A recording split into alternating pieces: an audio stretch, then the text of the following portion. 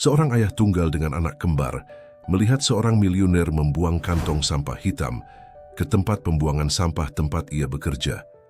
Ketika dia mendekat untuk memeriksa isinya, didorong oleh rasa penasaran anak-anaknya, dia benar-benar terkejut melihat sesuatu bergerak di dalam kantong tersebut.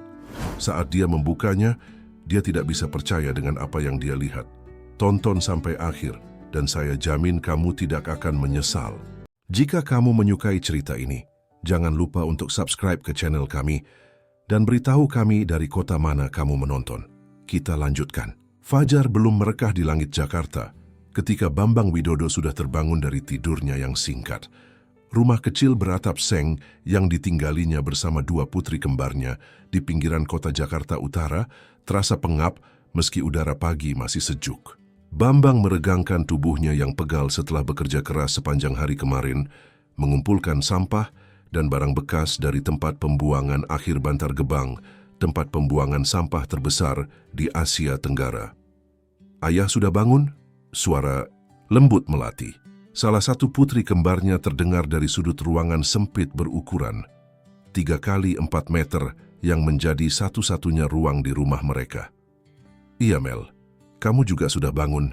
Masih terlalu pagi, tidurlah lagi, jawab Bambang sambil mengusap wajahnya yang kusut.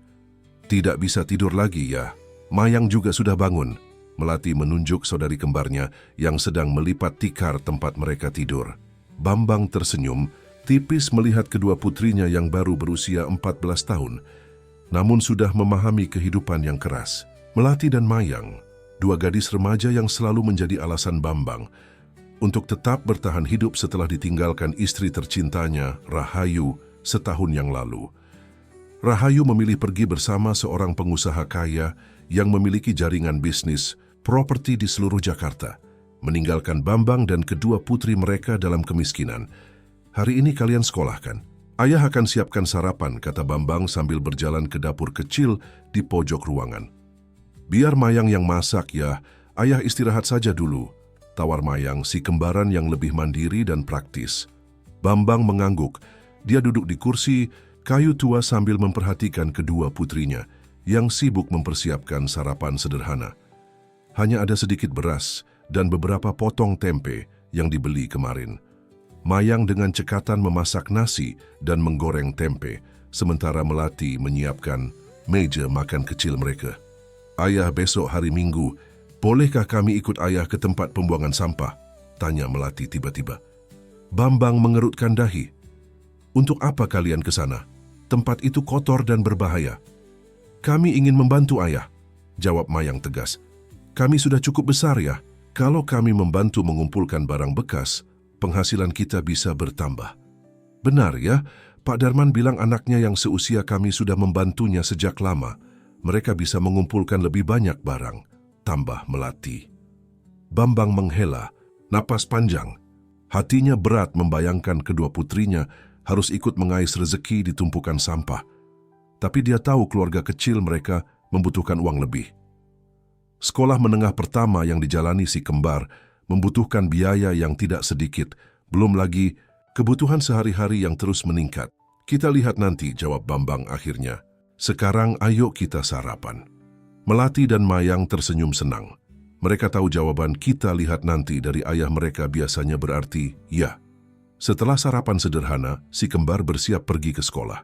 Sekolah Menengah Pertama Negeri Sarategika Petul 5. Jakarta tempat mereka belajar berjarak sekitar 2 km. Dari rumah, biasanya mereka berjalan kaki untuk menghemat uang.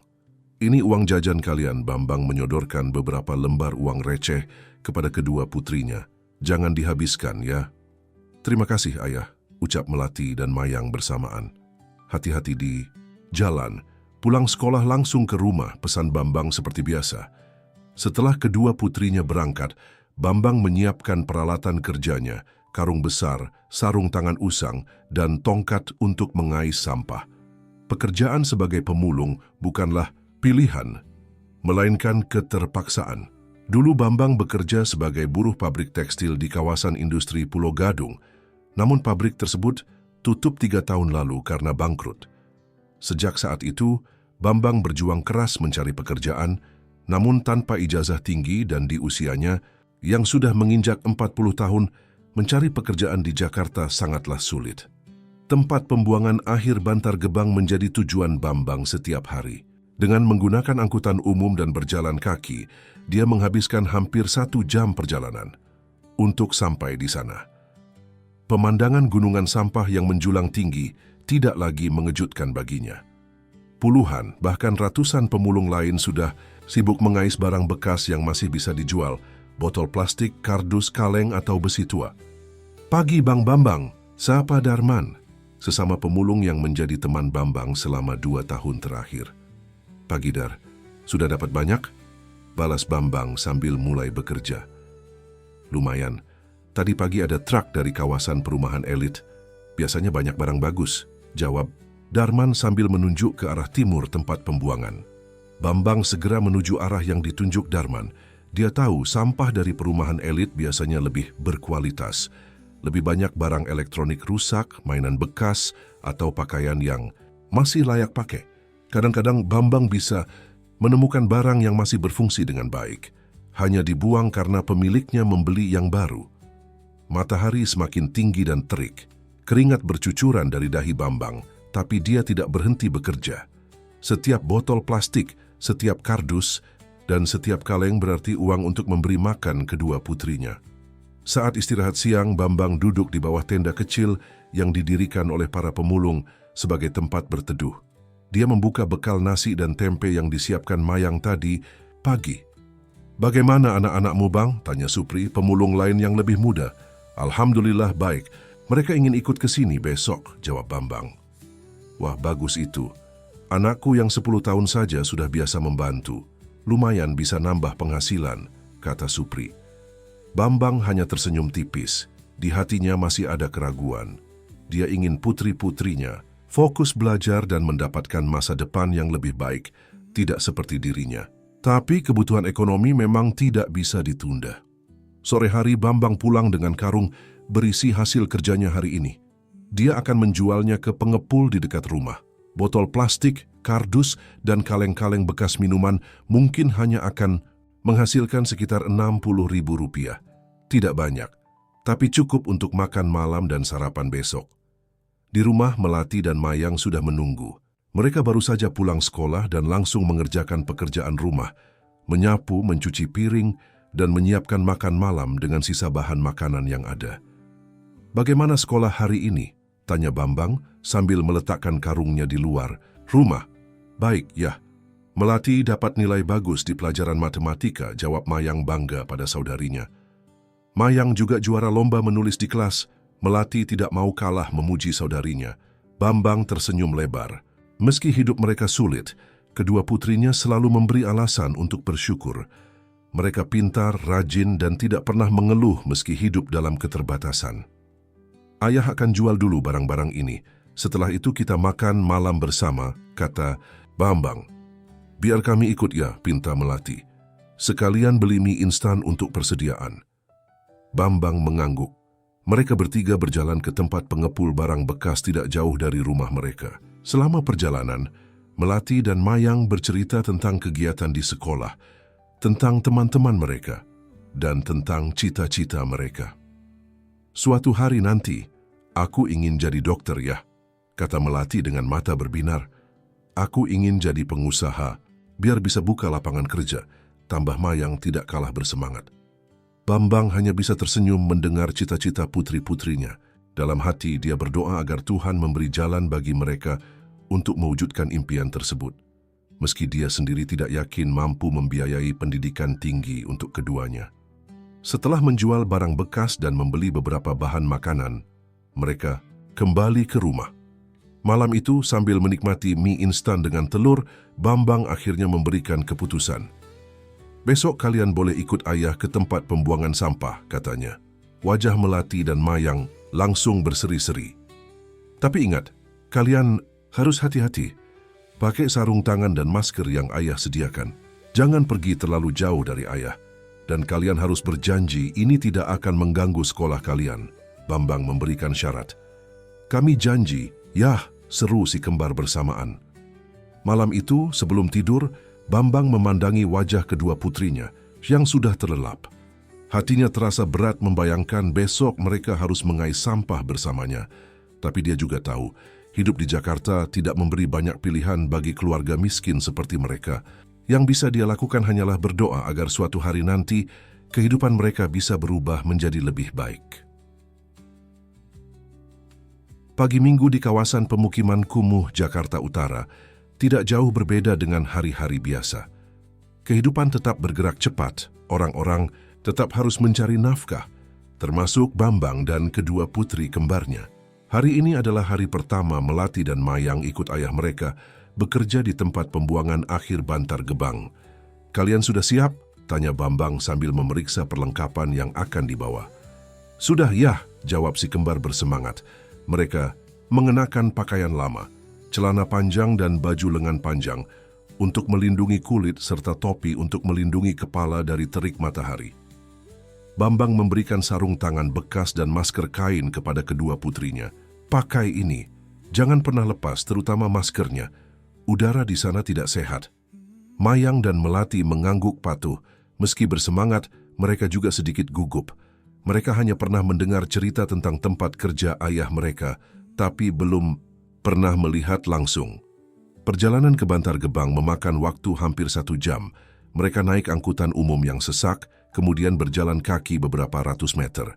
Saat mendekati tempat pembuangan, bau menyengat mulai tercium. Melati mengernyitkan hidungnya, sementara Mayang berusaha tetap tegar. "Baunya seperti ini setiap hari, ya?" tanya Melati dengan suara teredam masker. "Iya, tapi lama-lama kalian akan terbiasa," jawab Bambang. "Ingat, tetap dekat dengan ayah, tempat ini luas dan kalian bisa tersesat." Pemandangan yang menyambut mereka sungguh mencengangkan. Gunungan sampah menjulang tinggi, truk-truk besar silih berganti menurunkan muatannya, dan ratusan pemulung bergerak seperti semut mengais rezeki dari tumpukan limbah masyarakat Jakarta. "Kita mulai dari sana." Bambang menunjuk area yang tampak baru saja mendapat kiriman sampah. Biasanya sampah baru masih memiliki barang bagus yang belum diambil orang lain.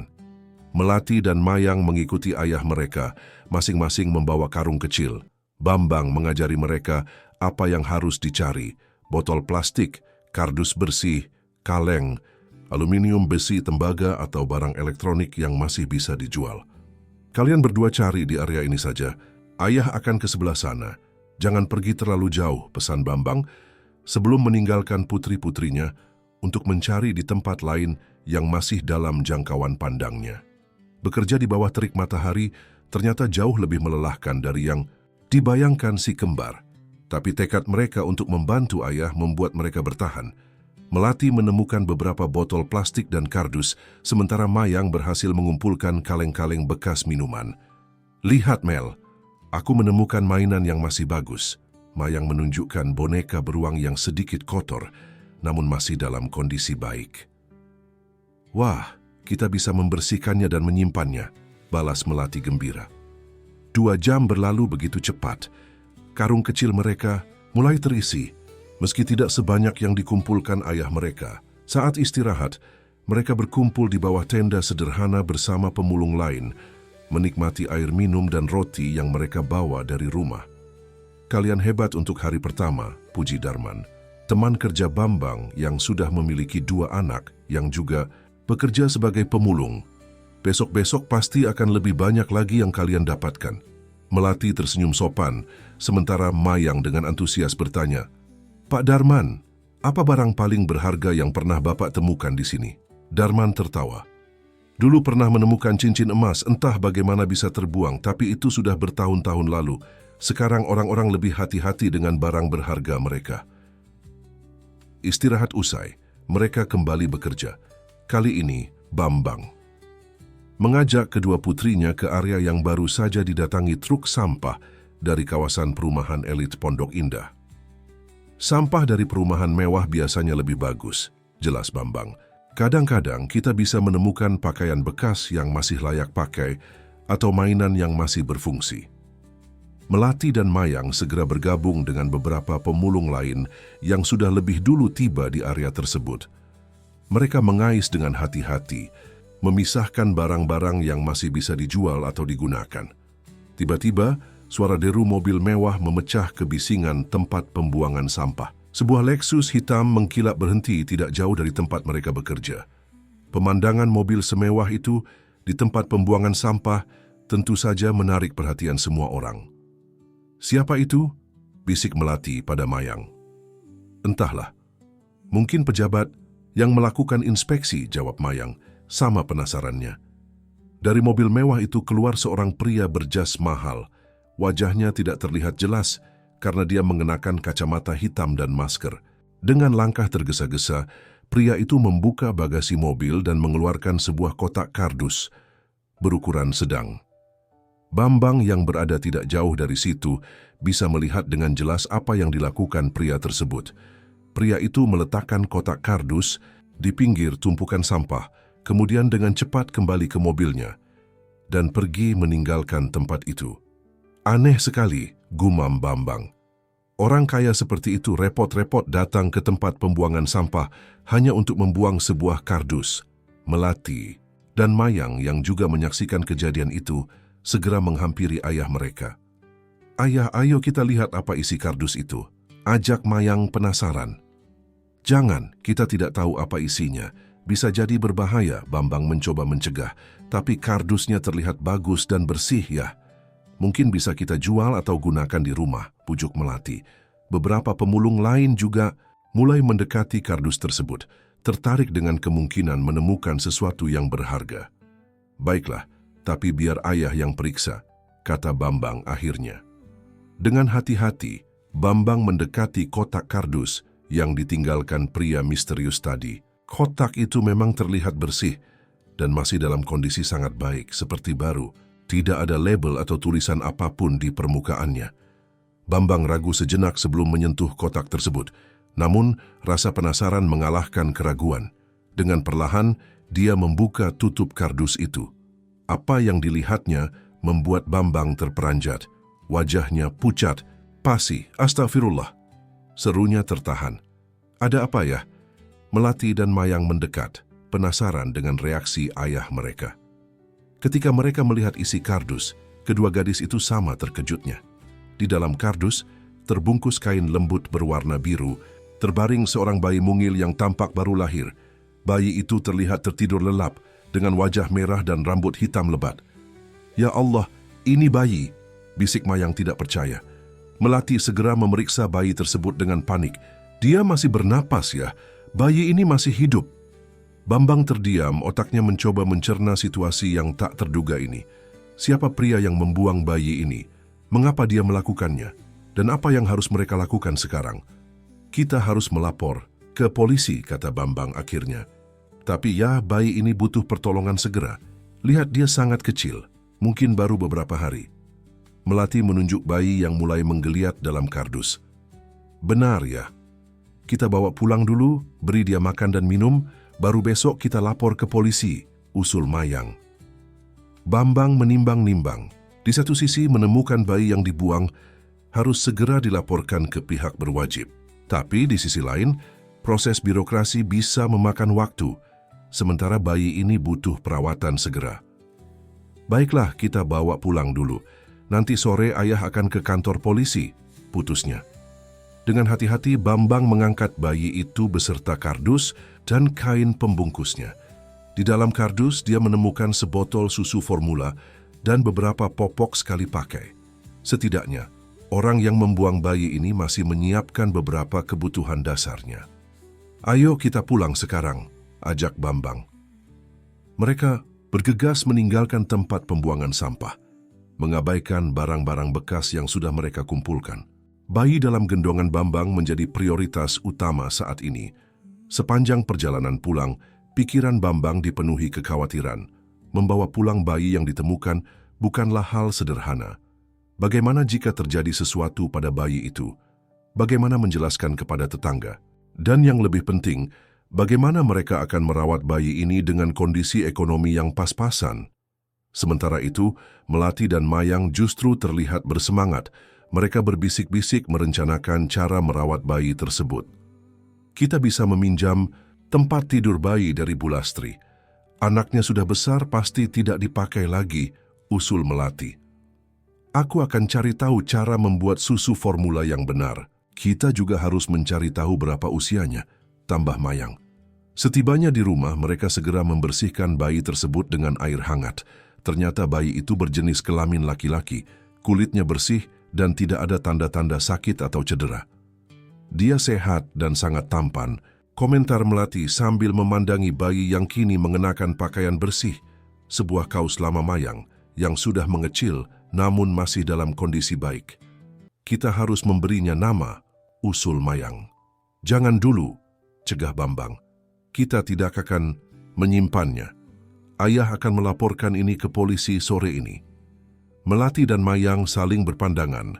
Ekspresi kecewa terlihat jelas di wajah mereka. Meski baru beberapa jam bersama, mereka sudah mulai merasa terikat dengan bayi mungil ini. Tapi, ya, kalau dibawa ke polisi, bayi ini akan dikirim ke panti asuhan. Kasihan sekali, kata Melati mencoba membujuk ayahnya. Benar ya. Bagaimana kalau kita rawat saja dia? Kita memang miskin, tapi kita bisa menyayanginya dengan sepenuh hati, tambah Mayang. Bambang menggeleng tegas. Ini bukan soal kasihan atau sayang. Ini soal hukum. Menemukan bayi yang dibuang harus dilaporkan. Selain itu, kita tidak punya biaya untuk merawat satu anak lagi. Perdebatan kecil itu terhenti ketika bayi dalam gendongan Melati mulai menangis keras. Dengan sigap, Mayang menyiapkan susu formula sesuai petunjuk di kemasan yang ditemukan dalam kardus.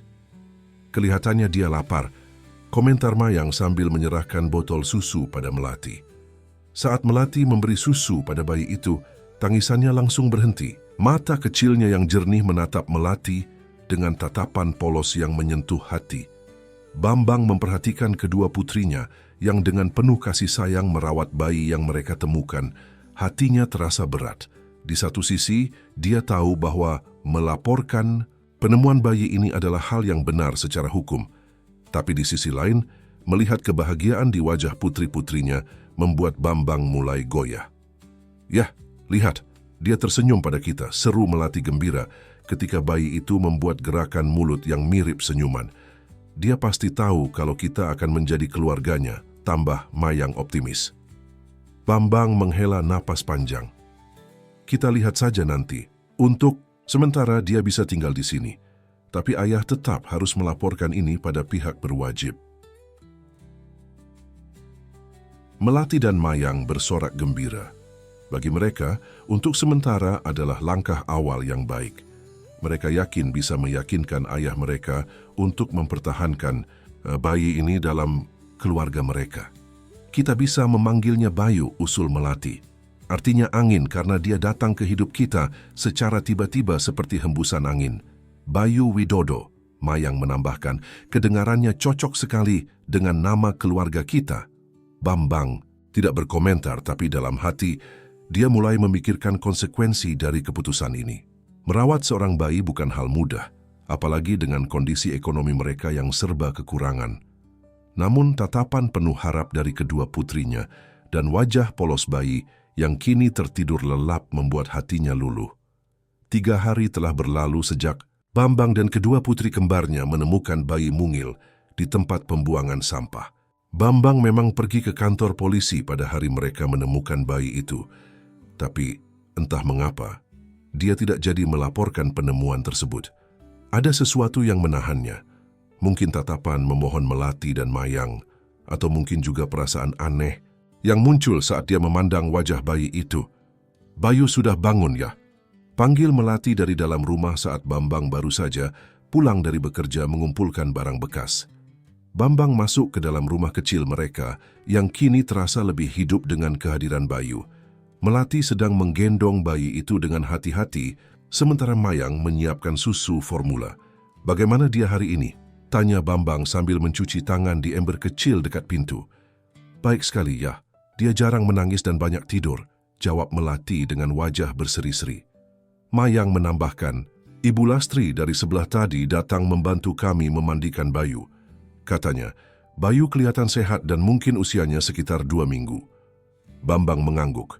Keputusannya untuk tidak melaporkan penemuan Bayu kepada polisi masih mengganggunya. Sebagai warga negara yang baik, dia tahu seharusnya melaporkan hal ini. Tapi sebagai seorang ayah, dia juga melihat kebahagiaan tak terkira di wajah kedua putrinya. "Ayah, Bayu sepertinya demam," kata Melati tiba-tiba, membuyarkan lamunan Bambang. Badannya terasa panas. Bambang segera mendekat dan memeriksa suhu tubuh Bayu dengan punggung tangannya. Benar saja, bayi itu terasa lebih panas dari biasanya. "Sejak kapan dia seperti ini?" tanya Bambang khawatir. "Baru saja kami sadari," jawab Mayang. "Tadi siang dia masih baik-baik saja." Bambang berpikir cepat. Mereka tidak punya termometer untuk mengukur suhu tubuh dengan tepat, dan yang lebih penting, mereka tidak memiliki obat penurun panas untuk bayi. "Kita harus membawanya ke klinik," putus Bambang akhirnya.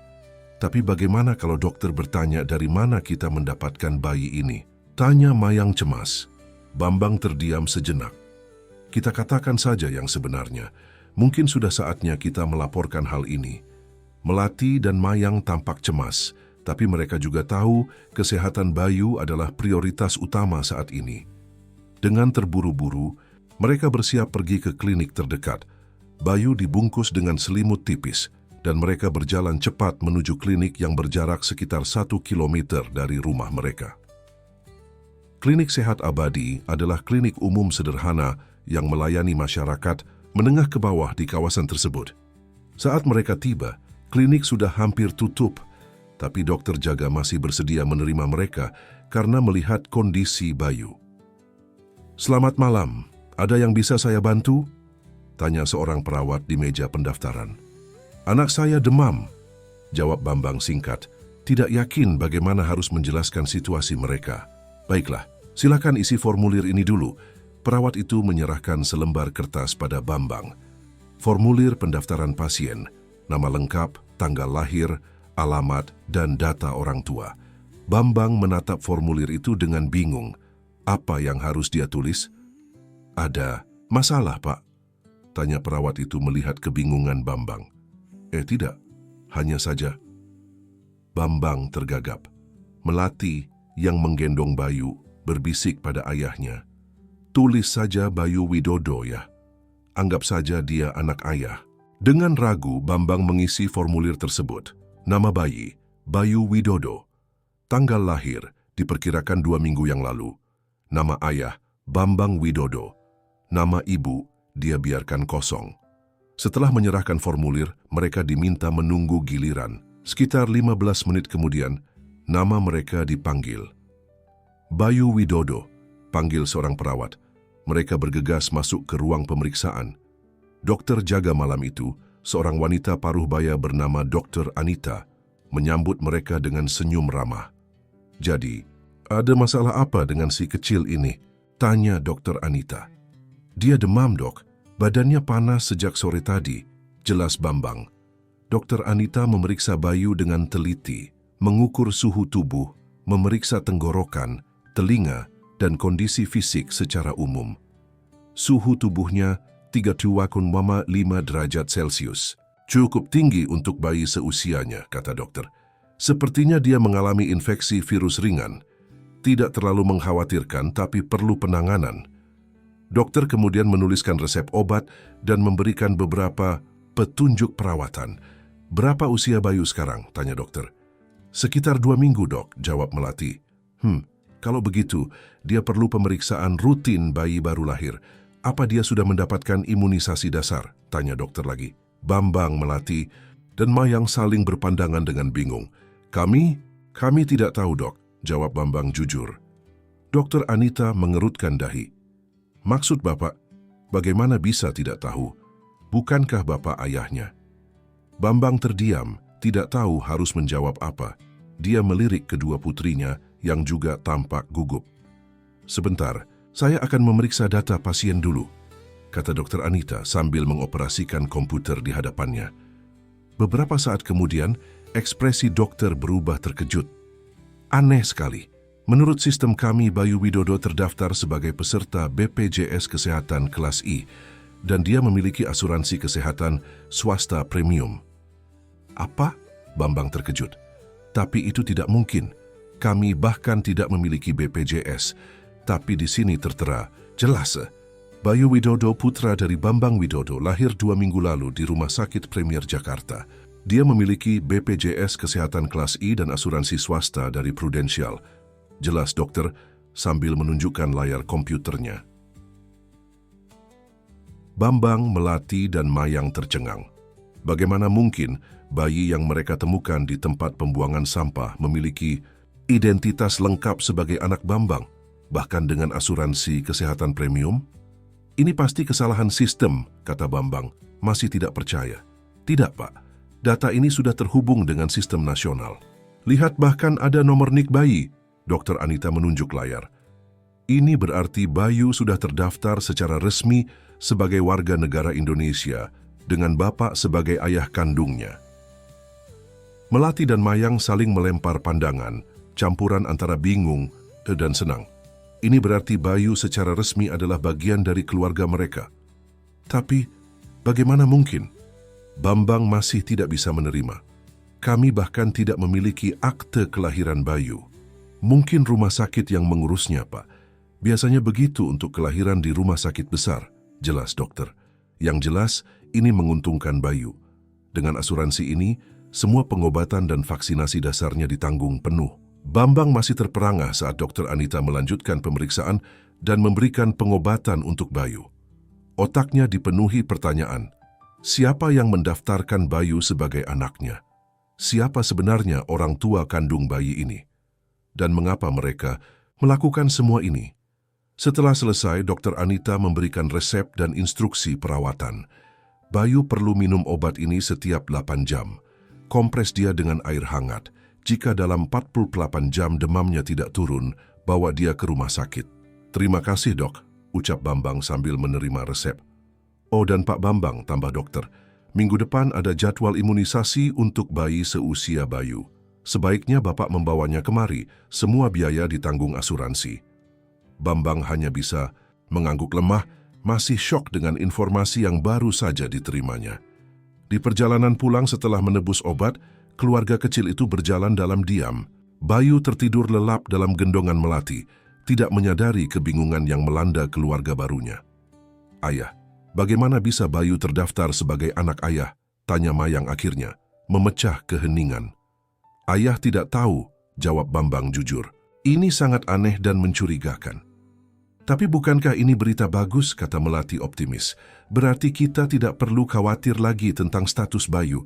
Dia resmi bagian dari keluarga kita sekarang. Tidak sesederhana itu, Mel, Bambang menggeleng. Ada sesuatu yang tidak beres. Seseorang telah memanipulasi data dan identitas. Ini bisa jadi masalah hukum yang serius. Apa ayah akan tetap melaporkan ini ke polisi? Tanya Mayang khawatir. Bambang menghela napas panjang. Ayah perlu mencari tahu lebih dulu apa yang sebenarnya terjadi. Besok, ayah akan ke kantor catatan sipil memeriksa apakah benar ada akte kelahiran Bayu atas nama ayah. Setibanya di rumah, mereka segera memberikan obat pada Bayu dan merawatnya sesuai petunjuk dokter. Meski masih demam, kondisi Bayu tampak stabil. Dia minum susu dan tidur dengan nyenyak. Malam itu Bambang tidak bisa tidur. Pikirannya dipenuhi pertanyaan dan kekhawatiran. Di satu sisi, kehadiran Bayu membawa kebahagiaan baru bagi keluarga kecilnya. Melati dan Mayang terlihat sangat bahagia dan bersemangat merawat bayi itu. Tapi di sisi lain, misteri di balik identitas Bayu membuatnya resah. Siapa yang begitu berkuasa hingga bisa memanipulasi data kependudukan dan asuransi? Dan apa tujuan mereka sebenarnya? Keesokan paginya, Bambang memutuskan untuk tidak bekerja. Dia perlu mencari jawaban atas semua pertanyaan ini. Melati, Mayang, hari ini ayah tidak ke tempat pembuangan. Ayah akan ke kantor catatan sipil untuk memeriksa data Bayu, kata Bambang saat sarapan. Kami ikut, yah, seru kedua putrinya bersamaan. Tidak perlu, kalian di rumah saja jaga Bayu. Kondisinya masih belum stabil, tolak Bambang halus. Tapi ayah, ini juga menyangkut Bayu. Kami ingin tahu kebenarannya, desak Mayang. Bambang memahami kekhawatiran putri-putrinya. Baiklah, tapi salah satu dari kalian harus tetap di rumah menjaga Bayu. Setelah diskusi singkat, diputuskan Mayang yang akan ikut Bambang ke kantor catatan sipil, sementara Melati menjaga Bayu di rumah. Kantor Dinas Kependudukan dan Catatan Sipil Jakarta Utara cukup ramai pagi itu. Bambang dan Mayang harus mengantri cukup lama sebelum mendapat giliran dilayani. "Selamat pagi, ada yang bisa saya bantu?"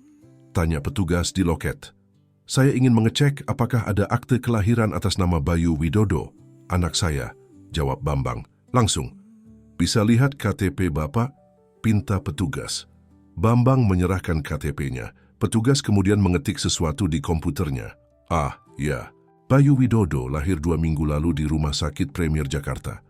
Benar akte kelahirannya sudah terbit," konfirmasi petugas. "Boleh saya lihat salinannya?" pinta Bambang. "Tentu. Bapak bisa mengajukan permohonan salinan akte kelahiran di loket sebelah," jawab petugas.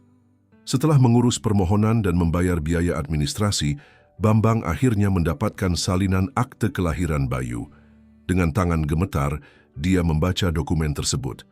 Nama lengkap, Bayu Widodo.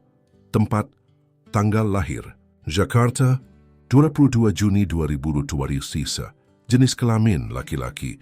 Nama ayah, Bambang Widodo. Nama ibu, kosong. "Ini aneh sekali." "Yah," bisik Mayang yang ikut membaca. "Kenapa kolom nama ibu dikosongkan?" "Entahlah," Bambang menggeleng bingung. "Tapi yang jelas secara hukum, Bayu memang terdaftar sebagai anak ayah." "Apa kita perlu ke Rumah Sakit Premier?" usul Mayang. "Mungkin mereka punya informasi lebih banyak." Bambang menimbang-nimbang. Rumah Sakit Premier adalah rumah sakit swasta mewah di Jakarta Selatan, jauh dari tempat tinggal mereka, dan tentu saja bukan rumah sakit yang akan dipilih Bambang jika dia benar-benar memiliki anak. "Baiklah, kita coba cari tahu lebih jauh," putus Bambang akhirnya. Perjalanan ke Rumah Sakit Premier memakan waktu hampir 2 jam menggunakan transportasi umum. Bambang dan Mayang terpana melihat kemewahan rumah sakit tersebut. Lobi yang luas dengan lantai marmer, sofa-sofa nyaman, dan staf yang berseragam rapi. "Selamat siang, ada yang bisa saya bantu?" sapa seorang resepsionis ramah. "Saya ingin mencari informasi tentang kelahiran anak saya di sini 2 minggu lalu," jawab Bambang. "Nama pasiennya?" tanya resepsionis. "Bayu Widodo." Resepsionis mengetik di komputernya, kemudian tersenyum. "Ah ya, Bayu Widodo lahir tanggal 22 Juni 2025, putra Bapak Bambang Widodo. Bapak ingin informasi apa tepatnya?" Bambang ragu sejenak, tidak yakin apa yang harus ditanyakan. "Saya ingin tahu siapa dokter yang menangani kelahiran anak saya." "Dokter Surya Purnama, spesialis kandungan dan kebidanan. Beliau yang membantu proses persalinan," jawab resepsionis. "Dan siapa yang membayar biaya rumah sakit?" tanya Bambang hati-hati. Resepsionis mengerutkan dahi, tampak bingung dengan pertanyaan tersebut. "Menurut catatan kami, semua biaya ditanggung oleh asuransi swasta dan BPJS Kesehatan. Apa ada masalah dengan tagihan, Pak?" Tidak ada masalah. Terima kasih atas informasinya." Bambang segera mengakhiri percakapan, takut pertanyaannya akan menimbulkan kecurigaan. Saat berjalan keluar dari rumah sakit, Bambang dan Mayang saling melempar pandangan bingung. "Ini semakin aneh, yah," komentar Mayang. "Semua dokumen dan catatan menunjukkan bahwa Bayu memang anak ayah, lahir di rumah sakit mewah ini. Tapi kita tahu itu tidak benar." Bambang mengangguk muram. Ada seseorang yang sangat berkuasa dan kaya yang merencanakan semua ini. Mereka bisa mengakses dan memanipulasi data kependudukan, asuransi, bahkan catatan rumah sakit. Tapi untuk apa mereka melakukan ini? Kenapa mereka memilih ayah sebagai ayah Bayu? Tanya Mayang penasaran. "Itulah yang perlu kita cari tahu," jawab Bambang dengan ekspresi serius. "Dan ayah punya firasat ini ada hubungannya dengan ibumu." Kata-kata terakhir Bambang mengejutkan Mayang. Mereka kini berada di dalam angkutan umum dalam perjalanan pulang dari Rumah Sakit Premier. "Ibu, maksud ayah Rahayu, apa hubungannya dengan semua ini?" tanya Mayang dengan suara tertahan. Bambang menatap keluar jendela, memperhatikan gedung-gedung tinggi Jakarta yang mereka lewati. Ayah tidak tahu pasti, tapi siapa lagi yang mengenal ayah dan punya akses untuk melakukan semua ini? Apalagi, apa ya? desak Mayang saat Bambang tidak melanjutkan kalimatnya. Apalagi mobil mewah yang membuang Bayu di tempat pembuangan sampah. Ayah seperti pernah melihatnya. Bambang menghela napas. Itu mirip mobil yang digunakan Hendra Wijaya, pengusaha properti yang membawa pergi ibumu setahun lalu. Mata Mayang melebar. Jadi ayah berpikir bahwa ibu dan pria itu yang membuang Bayu? Tapi kenapa? Dan bagaimana bisa Bayu terdaftar sebagai anak ayah? Itulah yang perlu kita cari tahu. Tapi ayah tidak ingin melibatkanmu dan Melati terlalu jauh. Ini mungkin bisa berbahaya, Bambang memperingatkan. Tapi ya, kami berhak tahu. Ini juga menyangkut ibu kami, Mayang bersikeras. Lagi pula Bayu sekarang sudah jadi bagian dari keluarga kita. Kami harus tahu apa yang sebenarnya terjadi. Bambang menatap putrinya, yang kini tampak begitu dewasa dan tegas. Mayang selalu menjadi yang lebih rasional dan berani di antara si kembar. Melati lebih lembut dan sensitif, mirip dengan Rahayu semasa muda dulu. Baiklah, Bambang menyerah. Tapi kalian harus berjanji untuk berhati-hati dan tidak bertindak sendiri tanpa memberitahu ayah. Mayang mengangguk bersemangat. Aku janji. Yah, setibanya di rumah mereka menemukan Melati sedang menimang Bayu yang tertidur pulas. Demamnya sudah turun dan wajahnya tampak lebih segar. Bagaimana hasilnya? Tanya Melati dengan suara pelan, takut membangunkan Bayu. Bambang dan Mayang menceritakan semua yang mereka temukan, akte kelahiran yang sudah terdaftar, catatan rumah sakit, dan kecurigaan mereka terhadap keterlibatan Rahayu dan Hendra Wijaya. Ibu, tidak mungkin. Melati tampak terkejut. Meski dia meninggalkan kita, aku tidak percaya ibu tega membuang bayinya sendiri. Kita belum tahu pasti, Mel, kata Mayang. Tapi bukti-bukti mengarah ke sana. Mobil mewah itu, kemampuan untuk memanipulasi data dan dokumen resmi, siapa lagi kalau bukan orang berkuasa seperti Hendra Wijaya? Melati menatap wajah polos. Bayu yang tertidur. Kalau benar Bayu adalah anak ibu, berarti dia adik kandung kita. Ruangan itu hening sejenak saat mereka mencerna kemungkinan tersebut. Bambang merasa dadanya sesak. Apakah mungkin Rahayu, wanita yang pernah sangat dicintainya, tega membuang anaknya sendiri? Dan mengapa dia mengatur sedemikian rupa agar bayi itu terdaftar sebagai anak Bambang? Ayah, aku punya ide, kata Mayang tiba-tiba. Bagaimana kalau kita mencari tahu di mana ibu dan Hendra Wijaya tinggal sekarang? Mungkin kita bisa menemukan jawaban di sana. Tidak, itu terlalu berbahaya, tolak Bambang tegas. Hendra Wijaya bukan orang sembarangan, dia punya pengaruh dan koneksi. Tapi ya, kita harus tahu kebenarannya. Mayang bersikeras. Aku tidak akan melakukan apapun yang berbahaya, hanya mencari informasi. Bambang menatap putrinya dengan khawatir. Dia tahu betul sifat Mayang yang keras kepala. Jika dilarang, gadis itu mungkin akan nekat bertindak sendiri, yang justru lebih berbahaya. Baiklah, tapi ayah yang akan mencari tahu. Kalian tetap di rumah, putus Bambang. Aku ikut, ya. Mayang tidak mau kalah. 2 orang lebih baik daripada 1. Melati bisa menjaga Bayu di rumah. Setelah perdebatan panjang, akhirnya disepakati bahwa besok Bambang dan Mayang akan mencoba mencari informasi tentang keberadaan Rahayu dan Hendra Wijaya, sementara Melati akan menjaga Bayu di rumah.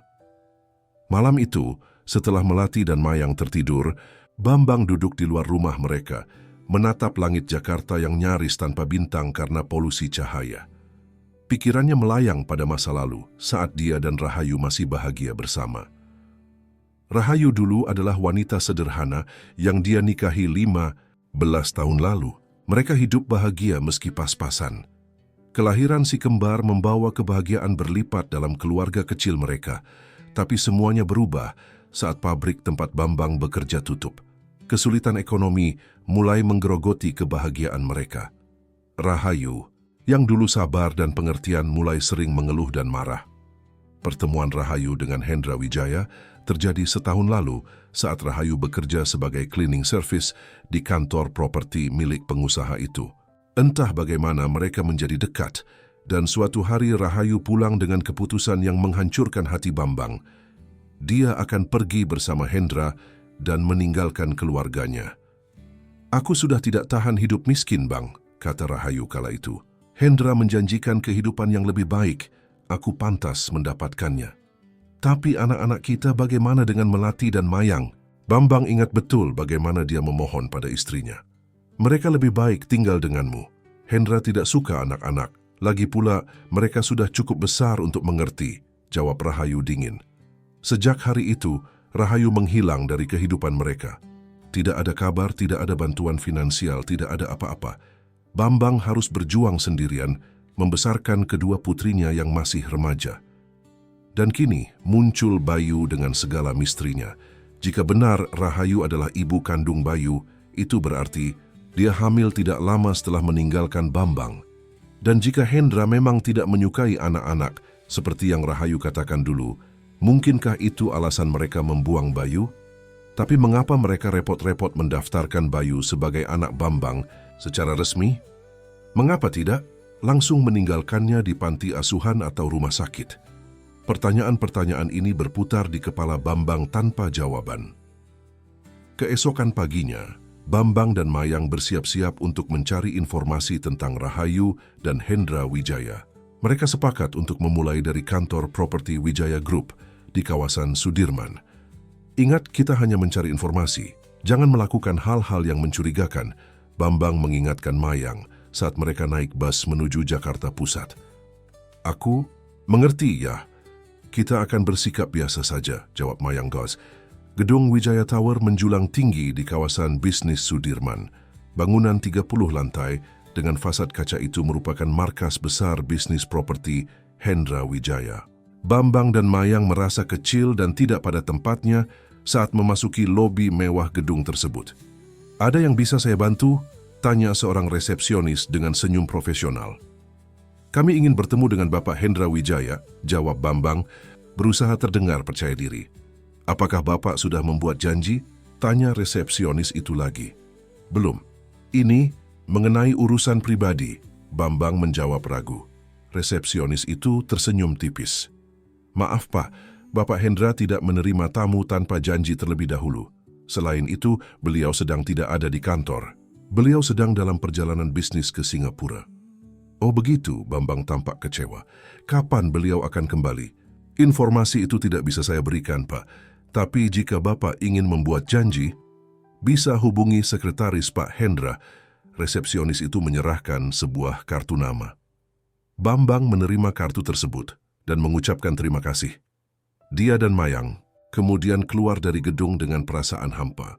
Sekarang bagaimana ya? Tanya Mayang. Bambang memperhatikan kartu nama di tangannya.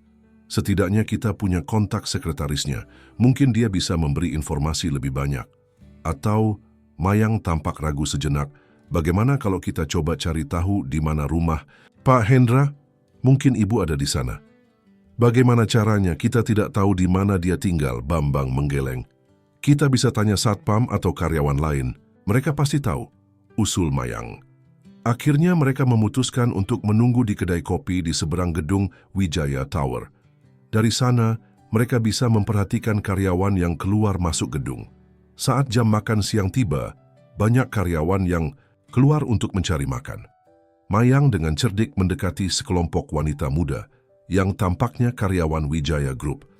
Dengan alasan mengerjakan tugas sekolah tentang pengusaha sukses, Mayang berhasil mendapatkan beberapa informasi tentang Hendra Wijaya, termasuk alamat rumahnya di Kompleks Elit Pondok Indah. Pak Hendra tinggal di Pondok Indah Blok X7, lapor Mayang pada ayahnya dengan bangga. Rumah besar dengan pagar hitam tinggi dan ada air mancur di halamannya. Bambang terkesan dengan kecerdikan putrinya, meski juga sedikit khawatir dengan keberaniannya. Bagus, tapi kita tidak bisa langsung ke sana. Kompleks seperti itu pasti dijaga ketat. Kita bisa mengawasi dari jauh dulu ya. Siapa tahu kita bisa melihat ibu keluar masuk rumah, usul Mayang. Perjalanan ke Pondok Indah memakan waktu cukup lama dengan transportasi umum. Saat tiba di sana, hari sudah menjelang sore. Kompleks perumahan elit itu dijaga ketat dengan pos satpam di setiap pintu masuk. Bagaimana cara kita masuk? Tanya Bambang bingung. Kita tidak perlu masuk. Lihat, dari sini kita bisa melihat rumah dengan air mancur itu. Mayang menunjuk sebuah rumah mewah yang terlihat dari luar kompleks. Mereka menemukan sebuah kedai makanan kecil di dekat kompleks dan duduk di sana. pura-pura makan sambil mengawasi rumah Hendra Wijaya dari kejauhan. Selama hampir 2 jam, tidak ada aktivitas mencurigakan di rumah tersebut. Hanya ada beberapa staf yang terlihat keluar masuk, mungkin pembantu atau pekerja rumah tangga. Sepertinya tidak ada siapa-siapa, ya, kata Mayang mulai putus asa. Mungkin ibu tidak tinggal di sana. Saat mereka bersiap untuk pulang, sebuah mobil mewah memasuki kompleks dan berhenti di depan rumah Hendra Wijaya. Mobil itu sebuah Lexus hitam, sama persis dengan mobil yang mereka lihat membuang Bayu di tempat pembuangan sampah. Itu mobilnya, ya, bisik Mayang tertahan. Dari mobil itu keluar seorang wanita anggun dengan pakaian mahal dan kacamata hitam. Meski penampilannya jauh berbeda dari yang mereka ingat, Bambang dan Mayang langsung mengenali sosok itu. Ibu, gumam Mayang, suaranya bergetar. Rahayu tampak sangat berbeda dari setahun lalu. Tubuhnya lebih langsing, rambutnya ditata rapi, dan pakaiannya jelas menunjukkan status barunya sebagai pendamping seorang pengusaha kaya. Dia masuk ke dalam rumah tanpa menoleh ke sekitar, tidak menyadari bahwa mantan suami dan putrinya sedang mengawasinya dari kejauhan. Jadi benar, Ibu, tinggal di sana dengan Pak Hendra, kata Mayang. Tapi di mana Pak Hendra? Bukankah katanya dia sedang ke Singapura? Mungkin memang benar dia sedang perjalanan bisnis. Yang jelas sekarang kita tahu di mana ibumu tinggal, jawab Bambang. Apa yang akan kita lakukan sekarang, ya? Tanya Mayang. Bambang berpikir sejenak. Kita pulang dulu. Besok ayah akan mencoba bicara dengan ibumu sendiri. Tapi ya, tidak ada bantahan, Mayang, potong Bambang tegas. Ini masalah orang dewasa, ayah tidak ingin melibatkanmu lebih jauh. Dengan berat hati, Mayang menurut. Mereka pulang ke rumah dengan pikiran berkecamuk. Setidaknya, mereka telah memastikan bahwa Rahayu memang masih hidup bersama Hendra Wijaya. Dan kemungkinan besar, merekalah yang membuang Bayu. Di rumah, Melati menyambut mereka dengan wajah cemas. Kalian dari mana saja? Aku khawatir sekali. Kami menemukan rumah ibu, jawab Mayang langsung. Dan kami melihatnya, Mel. Ibu sekarang tampak sangat berbeda. Wajah Melati berubah pucat. Kalian melihat ibu? Apa dia baik-baik saja? Apa dia menanyakan tentang kita? Dia tidak melihat kami, jelas Bambang. Kami hanya mengawasinya dari jauh. Besok ayah akan mencoba bicara dengannya, tambah Mayang, untuk menanyakan tentang Bayu. Melati menatap Bayu yang tertidur pulas di tikar kecil. Apa menurut ayah, ibu benar-benar tega membuang bayinya sendiri? Bambang tidak menjawab. Dia sendiri masih sulit mempercayai bahwa Rahayu, wanita yang pernah sangat dicintainya, bisa melakukan hal sekejam itu. Tapi bukti-bukti mengarah ke sana dan besok dia berharap bisa mendapatkan kepastian langsung dari mulut mantan istrinya. Malam itu, Bambang kembali tidak bisa tidur. Besok akan menjadi hari yang berat, hari di mana dia akan berhadapan lagi dengan wanita yang telah menghancurkan hatinya setahun lalu. Dan kali ini, dengan pertanyaan yang jauh lebih berat, apakah Rahayu tega membuang darah dagingnya sendiri? Pagi itu Bambang bangun lebih awal dari biasanya. Dia sudah memutuskan akan menghadapi Rahayu hari ini, mencari jawaban atas semua pertanyaan yang menghantuinya. Melati dan Mayang juga sudah bangun, tampak cemas melihat keseriusan di wajah ayah mereka. Ayah, benar-benar akan menemui ibu hari ini? Tanya Melati sambil menyiapkan sarapan sederhana, nasi goreng dengan telur. Ya, jawab Bambang singkat. Ayah harus tahu kebenaran tentang Bayu. Aku ingin ikut, kata Mayang dengan nada memohon. Bambang menggeleng tegas. Tidak, Mayang. Ini urusan orang dewasa. Kalian berdua tetap di rumah jaga Bayu. Tapi ya, ibu juga ibu kami. Kami berhak bertemu dengannya. Mayang bersikeras. Mayang benar, ya. Melati mendukung saudarinya. Sudah setahun kami tidak bertemu ibu. Kami ingin melihatnya, berbicara dengannya. Bambang menatap kedua putrinya dengan bimbang. Dia memahami kerinduan mereka pada sosok ibu, tapi dia juga khawatir pertemuan dengan Rahayu akan menyakiti hati mereka lagi. Apalagi jika ternyata benar Rahayu tega membuang bayinya sendiri. Bagaimana reaksi Melati dan Mayang nantinya? Baiklah, Bambang akhirnya mengalah. Tapi kalian harus berjanji akan menuruti apa kata ayah. Jika ayah menyuruh kalian pulang, kalian harus pulang. Mengerti? Mengerti, ya, jawab si kembar bersamaan wajah mereka berseri-seri. Lalu bagaimana dengan Bayu? Tanya Melati tiba-tiba. Kita tidak mungkin membawanya. Kita titipkan pada Bu Lastri, usul Mayang. Dia selalu membantu kita merawat Bayu. Bambang mengangguk setuju. Bu Lastri, tetangga mereka yang baik hati, memang sering membantu merawat Bayu ketika mereka harus pergi. Setelah sarapan, Bambang menghampiri rumah Bu Lastri untuk meminta bantuan. Wanita paruh baya itu dengan senang hati menyanggupi. Bayu anak yang manis, Pak Bambang. Saya senang menjaganya, kata Bu Lastri sambil menggendong Bayu dengan lembut. Terima kasih banyak, Bu. Kami mungkin akan pulang agak sore, kata Bambang. Tidak masalah, hati-hati di jalan, pesan Bu Lastri. Bambang, Melati, dan Mayang berangkat menuju Pondok Indah dengan perasaan campur aduk. Sepanjang perjalanan, Melati tampak gugup, sementara Mayang tidak bisa menyembunyikan semangatnya.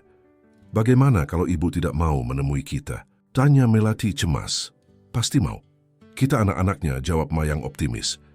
Kita lihat saja nanti, kata Bambang, mencoba menenangkan kedua putrinya, meski dia sendiri tidak yakin bagaimana reaksi Rahayu nantinya. Sesampainya di kompleks Pondok Indah, mereka menghadapi kendala pertama. Satpam di pos depan tidak mengizinkan mereka masuk. Maaf, Pak. Tanpa izin dari pemilik rumah, saya tidak bisa mempersilakan Bapak masuk, kata Satpam dengan tegas. Tapi kami keluarga, Bambang mencoba menjelaskan. Saya ingin bertemu dengan Rahayu, istri Pak Hendra Wijaya. Nyonya Rahayu, Satpam itu mengangkat alis. Baiklah, saya akan menelepon rumah Pak Hendra dulu untuk konfirmasi. Bambang, Melati, dan Mayang menunggu dengan cemas saat Satpam menelepon rumah Hendra Wijaya. Setelah berbicara, sebentar, Satpam itu kembali dengan wajah kaku. Maaf, Pak. Nyonya Rahayu mengatakan bahwa beliau tidak mengenal Bapak dan tidak ingin ditemui, kata Satpam itu. Apa? Mayang tidak bisa menahan amarahnya. Dia bilang tidak mengenal kami. Kami, ini anak-anaknya, dan ini ayah kami, suaminya dulu. Mayang tenang, Bambang menarik tangan putrinya. Maaf, Pak.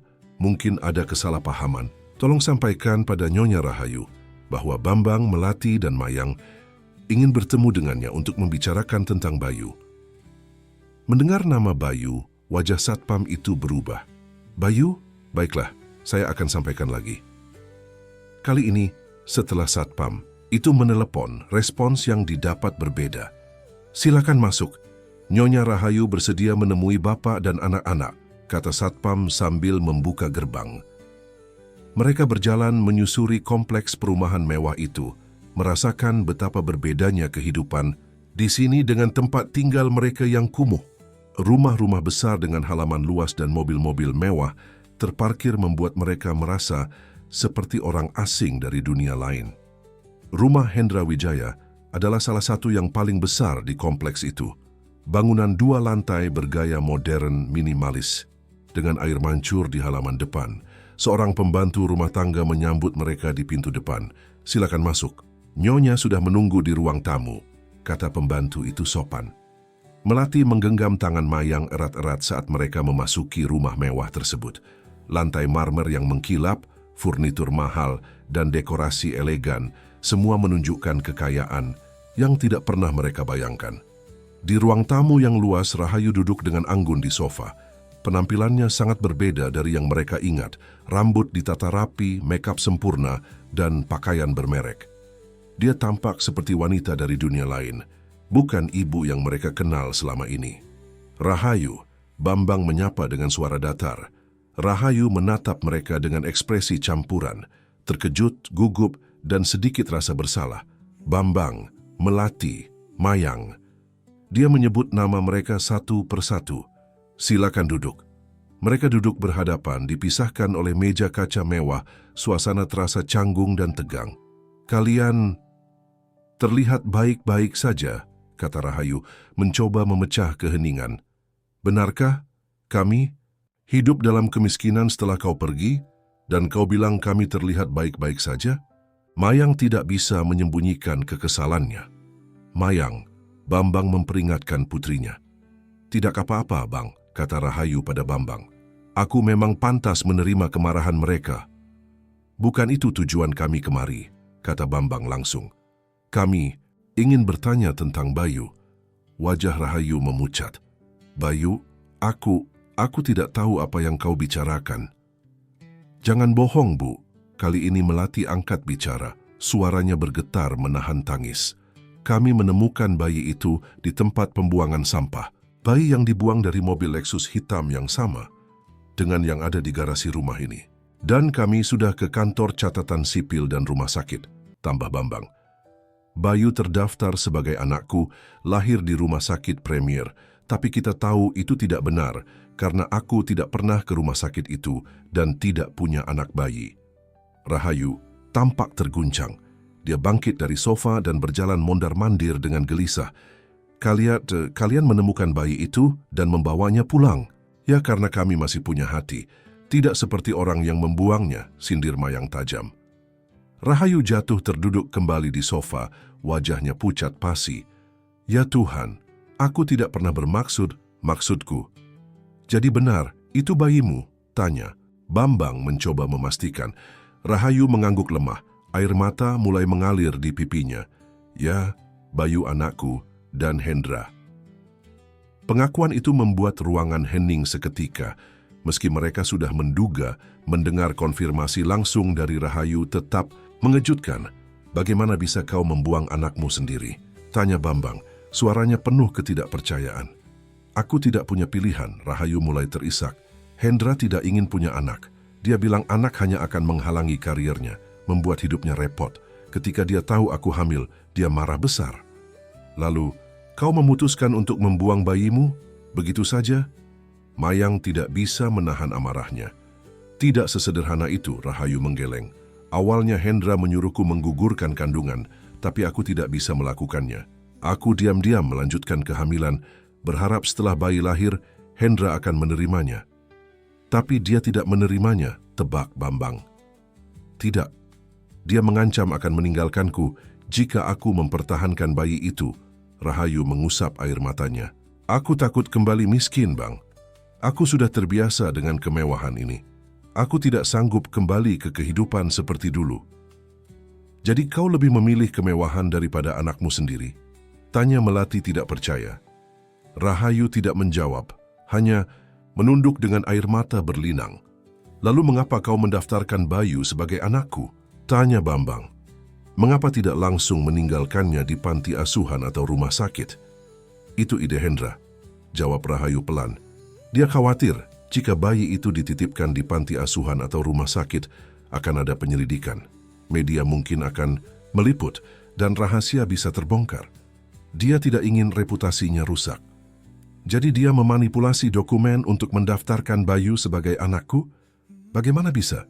Tuntut Bambang. Hendra punya koneksi di mana-mana, di rumah sakit, di kantor catatan sipil, di BPJS, di mana saja. Dengan uang semua bisa diatur, jelas Rahayu. Rencananya, bayi itu akan ditemukan oleh orang lain dan diasuh, tapi secara hukum tetap tercatat sebagai anakmu. Dengan begitu, tidak akan ada yang menghubungkannya dengan kami. Rencana yang kejam, komentar Bambang dingin. Kalian tidak pernah memikirkan bagaimana perasaan bayi itu, atau bagaimana hidupku dengan tambahan satu anak lagi dalam kemiskinan. Aku menyiapkan asuransi untuknya, kata Rahayu lemah. Asuransi kesehatan premium dan BPJS kelas I, setidaknya kesehatannya terjamin. Oh, betapa mulianya dirimu, sindir Mayang pedas. Jadi sekarang apa maumu? Tanya Rahayu, menatap Bambang.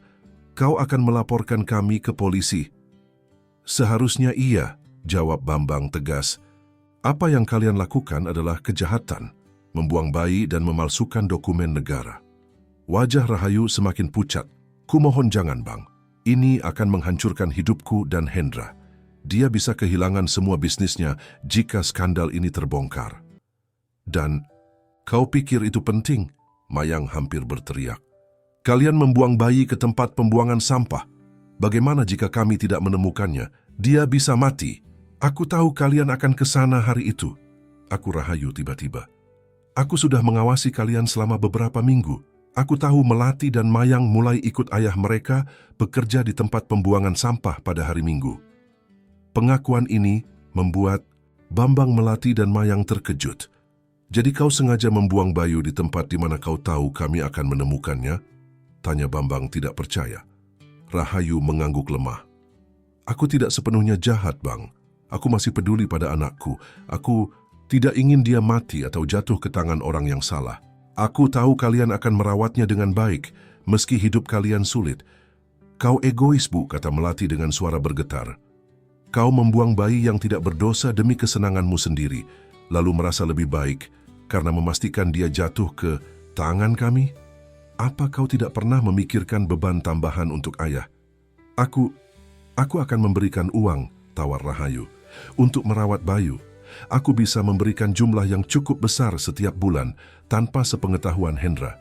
Kami tidak butuh uangmu, tolak Mayang tegas. Kami akan merawat Bayu dengan kasih sayang, sesuatu yang tidak bisa kau berikan padanya. Tiba-tiba terdengar suara mobil memasuki halaman. Rahayu terlonjak kaget. Itu pasti Hendra, serunya panik. Dia pulang lebih awal dari Singapura.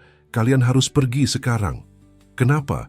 Takut rahasia busukmu terbongkar, tantang Mayang. Kau tidak mengerti. Rahayu tampak ketakutan. Hendra bisa sangat berbahaya jika marah.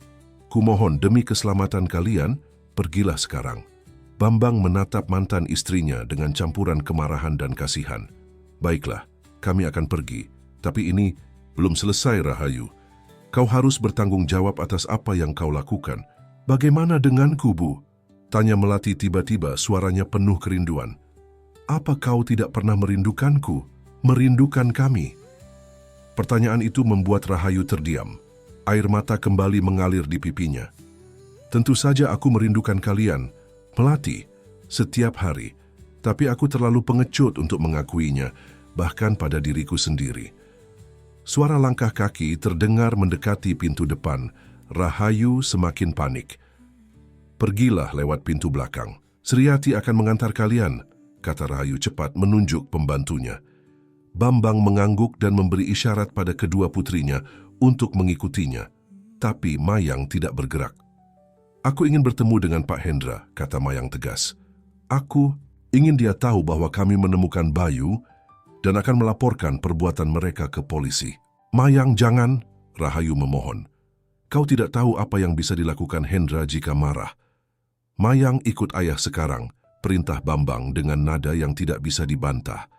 Dengan enggan, Mayang akhirnya mengikuti ayah dan saudari kembarnya, keluar lewat pintu belakang, diantar oleh Sriati, pembantu rumah tangga Rahayu. Tepat saat mereka keluar dari halaman belakang, terdengar suara pintu depan terbuka dan suara berat seorang pria memanggil nama Rahayu. Mereka berjalan cepat menyusuri gang di belakang rumah-rumah mewah kompleks Pondok Indah, hingga akhirnya keluar dari kompleks perumahan melalui pintu belakang yang dijaga satpam lain. Jadi, apa yang akan kita lakukan sekarang? Tanya Melati. Masih tampak terguncang setelah pertemuan dengan ibu mereka. Kita pulang dulu, jawab Bambang singkat. Kita perlu memikirkan langkah selanjutnya dengan kepala dingin. Kita harus melaporkan mereka ke polisi. Yah, desak Mayang. Apa yang mereka lakukan adalah kejahatan. Aku tahu, Bambang menghela napas. Tapi kita juga perlu memikirkan Bayu. Jika Rahayu dan Hendra ditangkap, apa yang akan terjadi pada status Bayu? Dia mungkin akan diambil oleh negara dan dikirim ke panti asuhan. Tidak, seru Melati. Bayu sudah jadi bagian dari keluarga kita.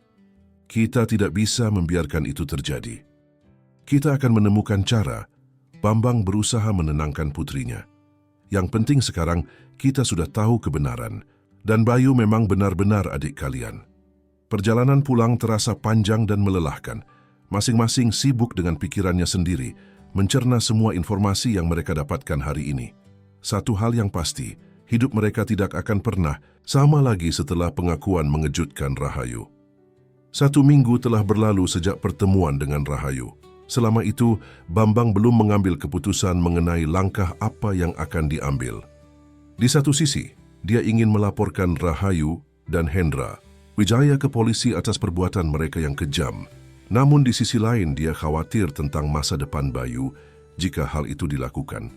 Pagi itu Bambang baru saja kembali dari bekerja, mengumpulkan barang bekas ketika dia melihat sebuah amplop coklat diselipkan di bawah pintu rumahnya. "Apa ini?" gumamnya sambil mengambil amplop tersebut. Tidak ada nama pengirim di amplop itu, hanya tertulis untuk Bambang Widodo di bagian depan. Dengan penasaran, Bambang membuka amplop dan menemukan beberapa lembar dokumen serta sebuah kartu ATM di dalamnya. "Ayah, apa itu?" tanya Melati yang baru bangun dan melihat ayahnya memegang amplop misterius. "Entahlah," jawab Bambang sambil memeriksa isi amplop. Ada kartu ATM dan beberapa dokumen. Bambang membaca surat yang terselip di antara dokumen-dokumen tersebut. "Bambang, aku tahu uang tidak bisa menebus kesalahanku, tapi aku harap ini bisa membantu kau dan anak-anak merawat Bayu. Aku telah mentransfer sejumlah uang ke rekening ini dan akan terus mengirimkan uang setiap bulan. PIN kartunya adalah tanggal lahir si kembar. Aku juga menyertakan dokumen-dokumen penting milik Bayu, akte kelahiran asli, kartu asuransi, dan surat kepemilikan sebuah apartemen kecil di Jakarta Timur yang aku beli atas nama Bayu. Apartemen itu tidak mewah, tapi cukup layak untuk tempat tinggal kalian. Alamat dan kuncinya ada dalam amplop. Maafkan aku atas semua yang telah kulakukan. Aku tahu aku tidak pantas mendapatkan maaf, tapi aku berharap Bayu bisa tumbuh bahagia bersama kalian. Rahayu, Ipes." Hendra tidak tahu tentang ini. "Aku menggunakan tabungan pribadiku." Bambang terduduk lemas di kursi, masih mencoba mencerna isi surat tersebut. Melati, yang membaca surat itu dari balik bahu ayahnya, tampak sama terkejutnya. "Ibu memberikan kita apartemen dan uang?" tanya Melati tidak percaya. "Sepertinya begitu," jawab Bambang, masih belum yakin harus bereaksi seperti apa. Mayang, yang baru saja bangun, bergabung dengan mereka. "Ada apa ya, Mel?" Melati menjelaskan tentang amplop misterius dan isinya. Mayang tampak skeptis. "Bagaimana kita tahu ini bukan jebakan?" tanyanya curiga. "Mungkin ini cara mereka untuk menghindari tuntutan hukum." "Bisa jadi," Bambang mengangguk. "Tapi kita bisa mengecek apakah rekening dan apartemen itu benar-benar ada." Setelah sarapan dan memastikan Bayu sudah dimandikan dan diberi makan, Bambang memutuskan untuk mengecek rekening bank tersebut. Dia meninggalkan Melati dan Mayang di rumah bersama Bayu, sementara dia pergi ke ATM terdekat. Dengan tangan gemetar, Bambang memasukkan kartu ATM dan mengetikkan PIN, tanggal lahir si kembar. Kartu tersebut bekerja, dan ketika Bambang mengecek saldo, dia nyaris tidak percaya dengan angka yang tertera di layar. 500 juta rupiah. "Ya Allah," gumamnya terkejut. Jumlah itu lebih dari cukup untuk memulai hidup baru yang layak bagi keluarganya. Bambang segera pulang untuk memberitahu Melati dan Mayang tentang temuannya. Kedua gadis itu sama terkejutnya. 500 juta rupiah? Mayang mengulang, matanya melebar. Itu sangat banyak." "Dan apartemen," tambah Melati. "Kita bisa pindah dari rumah sempit ini ya." Bambang mengangguk perlahan, "Tapi kita perlu mengecek apartemen itu dulu, memastikan semuanya legal dan aman." Mereka memutuskan untuk pergi melihat apartemen tersebut hari itu juga. Alamatnya berada di kawasan Jakarta Timur, tidak terlalu jauh dari tempat tinggal mereka sekarang. Dengan membawa Bayu, mereka berangkat menggunakan taksi, sebuah kemewahan yang jarang mereka nikmati. Apartemen tersebut terletak di lantai 5 sebuah gedung yang cukup baru dan terawat. Tidak mewah seperti rumah Hendra Wijaya, tapi jauh lebih baik dari gubuk sempit tempat mereka tinggal selama ini. Dengan kunci yang ada di amplop, mereka masuk ke dalam. Wow! Melati berdecak kagum melihat interior apartemen yang bersih dan tertata rapi. Apartemen itu memiliki 2 kamar tidur, ruang, tamu yang nyaman, dapur kecil, dan kamar mandi dengan shower, fasilitas yang tidak pernah mereka miliki sebelumnya. Semua perabot dasar sudah tersedia, tempat tidur, lemari, meja makan, sofa, bahkan TV flat screen.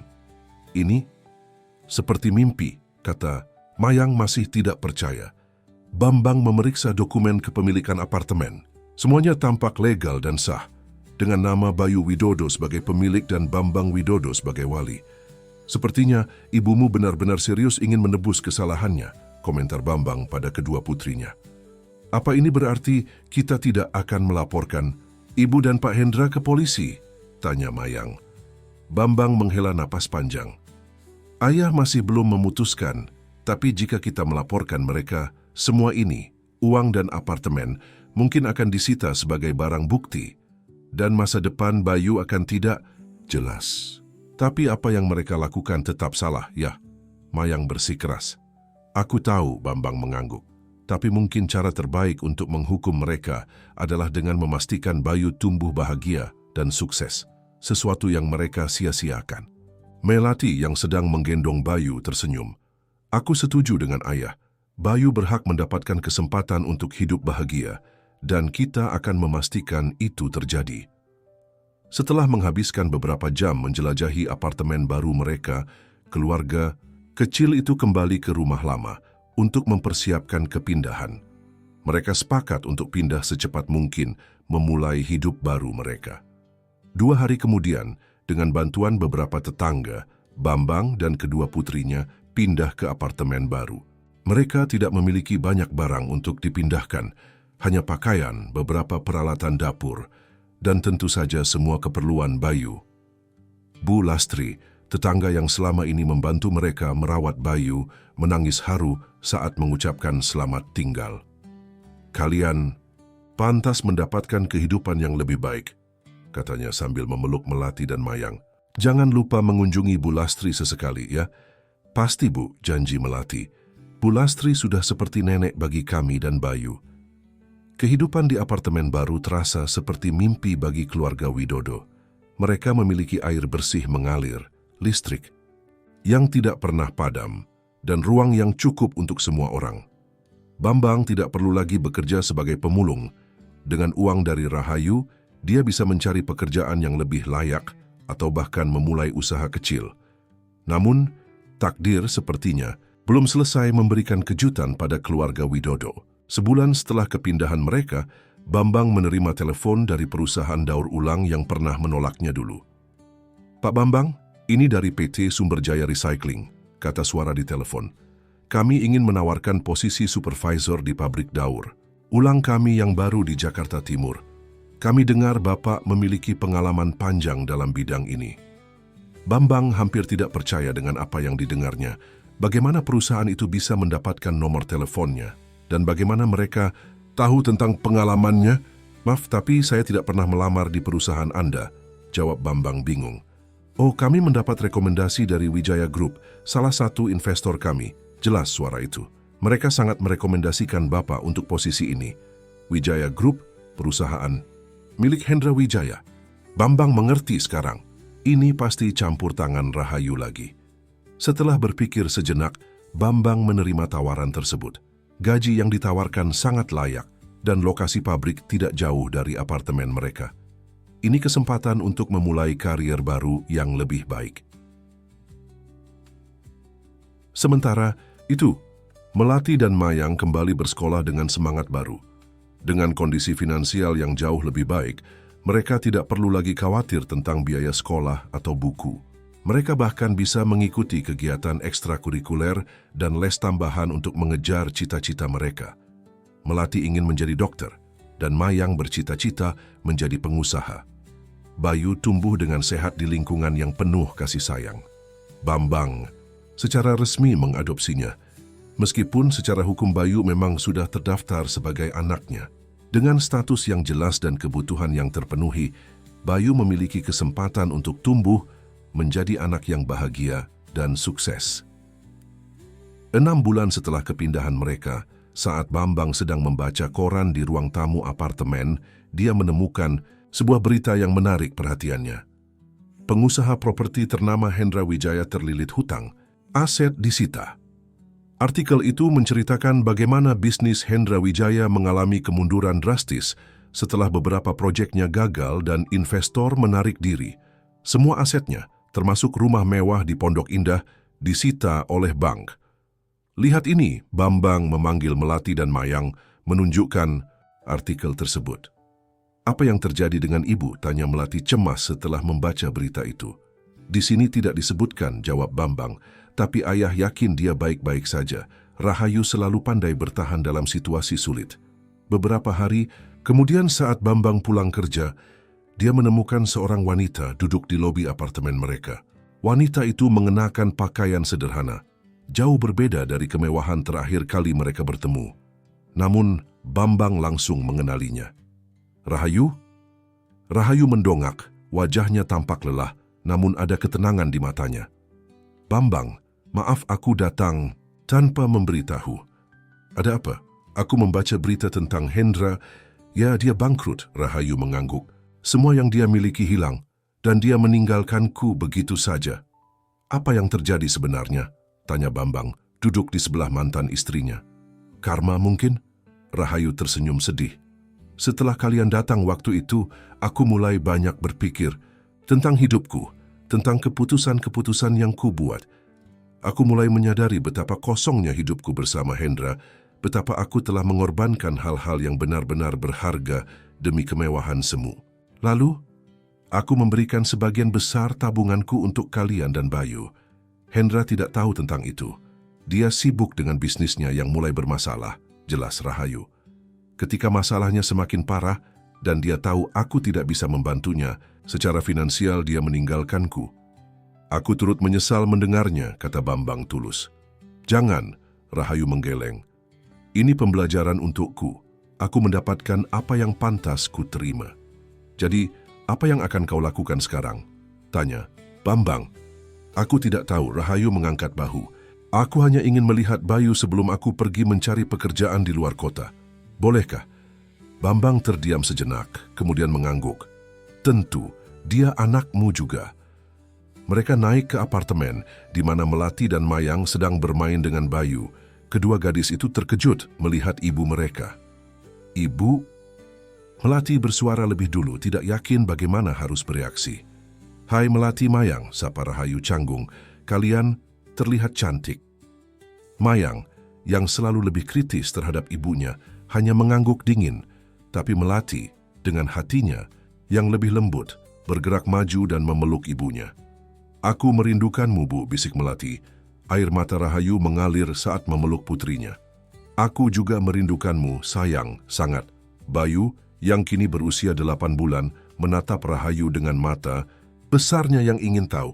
Rahayu berlutut di depan bayi itu, tangannya gemetar saat menyentuh pipi mungilnya. Dia tumbuh dengan baik, komentar Rahayu, suaranya bergetar. Terima kasih sudah merawatnya dengan baik. Dia anak yang luar biasa, kata Bambang. Selalu ceria dan jarang menangis. Rahayu menghabiskan beberapa jam bersama keluarga itu, terutama dengan Bayu. Ada kerinduan mendalam di matanya saat dia memandangi bayi itu, penyesalan atas keputusan bodoh yang telah diambilnya. Saat hendak pamit, Rahayu tampak ragu. Aku akan pergi ke Surabaya besok. Sepupuku menawarkan pekerjaan di sana. Begitu, Bambang mengangguk. Semoga berhasil di sana. Terima kasih, Rahayu berhenti sejenak, kemudian melanjutkan dengan suara pelan. Bambang, aku ingin minta maaf. Untuk segalanya. Untuk meninggalkanmu dan anak-anak untuk Bayu. Aku tahu aku tidak pantas dimaafkan, tapi aku sudah memaafkanmu, potong Bambang. Bukan berarti aku melupakan apa yang telah terjadi, tapi aku memaafkanmu. Demi anak-anak, kita.